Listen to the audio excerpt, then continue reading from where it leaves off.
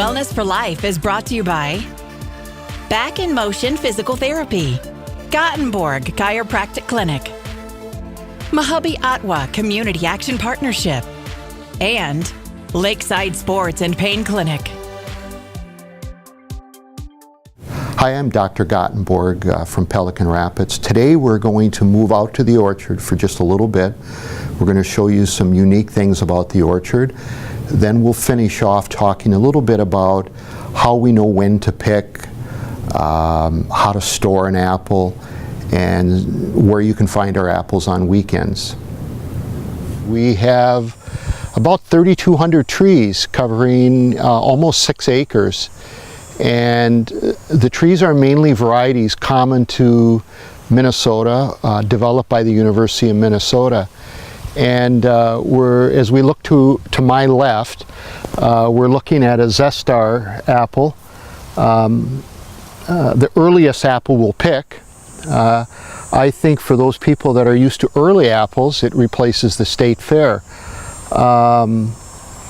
Developed in 2007 by the University of Minnesota. I'll take you around and show you some of the different trees in the orchard today, but number 2 in line, which means the second apple we'll be harvesting, is the Sweet Tango. And the Sweet Tango is a much newer version of an apple in Minnesota. It combines all of the traits that you have with a Honeycrisp, the crunchiness, the sweetness, with the zesty taste of the Zestar. Therefore it gets its name, Sweet Tango. We'll be picking this one around the 10th of September. The tree I'm standing next to is Minnesota's favorite, the state apple, the Honeycrisp. And you can see, compared to the Zestar in Sweet Tango, it's a little bit smaller. And one of the problems with this tree, and I don't know if it's a terrible problem, is that it overbears. So you can see on the floor here we have apples of many different sizes. So we've come through these trees 2 or 3 times to thin the apple. One of the most common questions is people ask, how often do I spray? Well, I'll be clear about this. We do not use any insecticides or chemicals on the tree, but we do, through tissue analysis, taking leaf samples, we do amend the tree by adding, particularly to Honeycrisp, calcium. Just like calcium would make your bones strong, calcium improves the crispness, the flavor, and the storage of a Honeycrisp. Very, very important. The apple that I'm standing next to is a chestnut crab, developed in the 1930s. We primarily use this apple as a pollinator. It's a great apple, it's one of my favorites, but for whatever reason it's a hard apple to sell. People are afraid of crab apples. This year we're going to offer something different at the orchard stand here in Audubon. We're going to be pressing apples primarily for the public to buy either juice for simply enjoying, or for those people that do home brewing to purchase crab apple juice or juices from our other apples to make their own home cider. One of the apples that the University of Minnesota is probably most proud of, and one of its newer releases, is the Snow Sweet. The Snow Sweet has a white pulp that has a unique taste, almost caramel or buttery like. We've been looking to add these trees back to the orchard, and we added 100 this year. We've also added another 100 trees, trying different varieties of cider apples, since I think that's something we want to develop over the next 5 years. In addition, we have standby favorites like the Sweet 16, Haroldson, and some of those fall apples that people like for pies. The trees blossomed about 2 weeks late this year, and yet I think we're a week ahead. And here are some of the different varieties and the times that we expect them to be picked. We're also going to include some of the places where you can find our apples. We're located on the corner of Highway 10 and County Road 11. I'm wearing a Buy Local shirt today, and I believe in that, but I also believe in getting people apples when they are perfectly ripe, free of chemicals, with no insecticides. A question I often get is that when do you know when to pick apples, or how long can I store an apple? What we do out in the orchard is we cut the apple in two, and to 1/2 we use a solution of iodine. I'll spray some on here. And this takes just a little bit of time, but what the iodine does is when it reacts with the apple, where there is sugar, the apple turns black. Sugar meaning sweetness. So we divide the apple into 4 parts, starting at the outermost edge of the apple. This would be A, then B, C, and D. If the apple were to turn black from the very edge to the center, the apple then would be overripe. And this is an apple that would be softer, and most of you would taste it and say, well, yeah, it's good, but I think it's overripe. We try to sell apples to the public that are both B and C. So when you taste that apple, it's been picked at the right time and it's perfectly ripe. In this little example, I have 3 apples, 2 Sweet Tangos and a Zestar. And the difference between the first 2 is this apple has been sitting at room temperature for about 5 days, and you can see that it's gradually, the black is extending toward the center. This is a newly picked Sweet Tango, where I would say at the very most this would be an A apple. In cold, this will convert then to a B or C. The third example is a Zestar that's probably past its prime, and the black now has extended to the center. When it comes to apples, diversity is the key. Differences might include climate, soil, or even the variety. The apples that we're picking and selling this year come from a single orchard under Gothenburg Apple Orchard. We've named it Masut, which is a Pomo Indian name for rich, dark earth. This particular land really has never been irrigated, nor have we had to use any pesticides or chemicals on the apples. Earlier I showed you a little experiment using iodine, and the purpose of showing that is to say keeping the apple cold or cool benefits you. So we recommend putting the apples in a Ziploc plastic bag and adding a wet paper towel. That keeps the outside of the apple nice and crisp. You might have to replace that paper towel every week or so. In closing, we took a break from discussing topics about chiropractic. Next month we'll come back to that.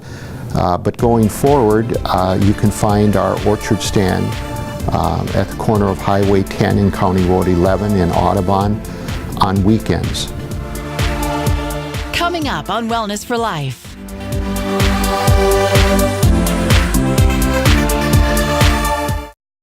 Hello, I'm Matt Koffenberg, physical therapist and owner of Back in Motion Physical Therapy in Perham and Park Rapids, Minnesota. Today I'm going to continue my series on the 5 best exercises for a variety of joints. So far we've done the 5 best exercises for the ankle, we've done the 5 best exercises for the knee. Today we're going to talk about the 5 best exercises for the hip. Now remember, there are a ton of exercises out there, and these are just my opinion as a physical therapist based on what typically can go wrong with the hip. These are, in my opinion, the 5 best exercises that you can do to try to prevent some of the common injuries that will occur within the hip. So today we're going to talk about 2 strengthening exercises, we're going to talk about 2 stretching exercises, and then we're going to talk about 1 other activity that you can do to do some self-massage. These particular activities, again, I feel really can help benefit you to reduce the likelihood of potentially having problems with your hip in the future. So let's talk about the 2 stretches to begin. The first stretch that you want to do is you want to stretch out the front part of your hip. The front part of our hip, we call those the hip flexors, but those hip flexors, because we spend a ton of our time sitting, these hip flexors tend to get really, really short. They get really, really tight, and they can create all sorts of problems in the hip, but they can also create problems in the back. So we really want to do an exercise where we can lengthen those. So when you do stretches, it really, in terms of how long you should do them, it really depends on your age. If you're less than 50 years of age, you can hold these stretches for 30 seconds and be effective. If you're over 50 years of age, you really should hold these stretches for 60 seconds or more. And you really should do at least 5 of them. So to stretch that hip flexor out, the one that I find to be the most effective is to actually use a step stool. And in this case, I'm going to demonstrate stretching my left hip flexor out. So what I'm going to do is I'm going to place my right foot on the step stool. I'm actually going to try to get my left leg behind me as far as I can. I've got a chair here. For some of us, we're going to need that chair just for some balance. So you'll want to just place your hand on the back of a chair. So you're going to place your right foot up on the step stool. And what you're going to do is you're going to stand up really, really tall, and you want to tighten up your stomach. That's actually the most important part of this, is really, firm up that stomach, because that'll really engage the hip flexor well. So you tighten up your stomach, and then you just lean forward by bending that leg, that front leg. You just bend that front leg. You lean forward until you feel a little bit of a stretch right in the front of the hip. Now, if you want to make that stretch a little bit more aggressive, you can bring your left arm up and actually lean backwards. And you'll really feel a very nice stretch right in front of the hip. Should not hurt. And again, you want to hold that for at least 30 seconds. The second stretch that I want to talk to you about today is a stretch of what's called the piriformis muscle. The piriformis muscle is a muscle that sits right on top of what's called the sciatic nerve. And a lot of us end up with what we call sciatica type pain. By stretching the piriformis out, we can really reduce the likelihood of having sciatica. So I'm going to demonstrate a right hip piriformis stretch. So to do that, you want to lie down on your back. So to stretch my right hip out, I'm going to lie down on my back with my knees bent. I'm going to take my right ankle, place it on my left knee. I'm then going to grab my right knee and actually pull my right knee towards my left shoulder. And I'm just pulling it straight towards my left shoulder, and I really should be feeling a nice stretch right through this region. And again, you want to hold that for at least 30 seconds. So those are the two stretches you want to do. You want to stretch the front part of the hip and also the back part of the hip. Now for strengthening, there's one muscle group that you want to strengthen. You want to strength train what's called the gluteus medius. There are two really effective and easy ways to strengthen the gluteus medius. One is lying on your side. So if I'm going to strength train my left gluteus medius, I'm going to lie on my side with a very slight knee bend. I want my heel to be in line with my tailbone. So what I mean by that is I don't want my heel in front of my tailbone. I want it to be right in line with my tailbone. And I want to keep it there throughout the whole exercise.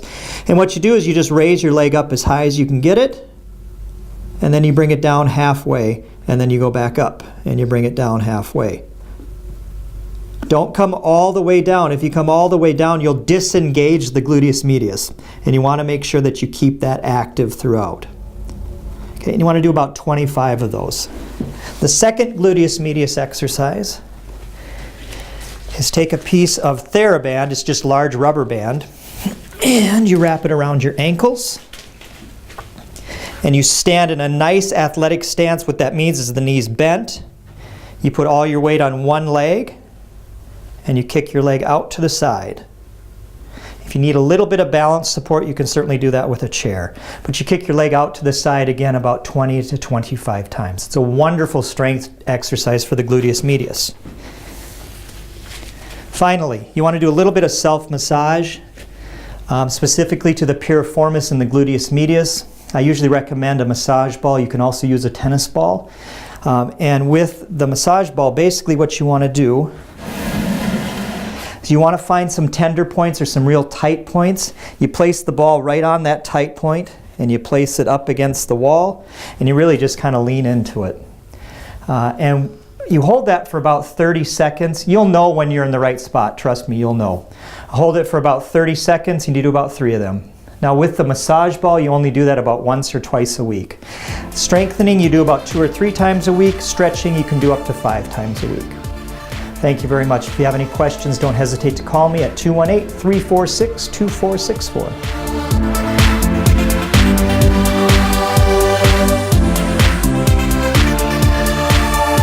Thank thank you for watching Wellness for Life. Brought to you by Back in Motion Physical Therapy, Gothenburg Chiropractic Clinic, Mahabi Atwa Community Action Partnership, and Lakeside Sports and Pain Clinic.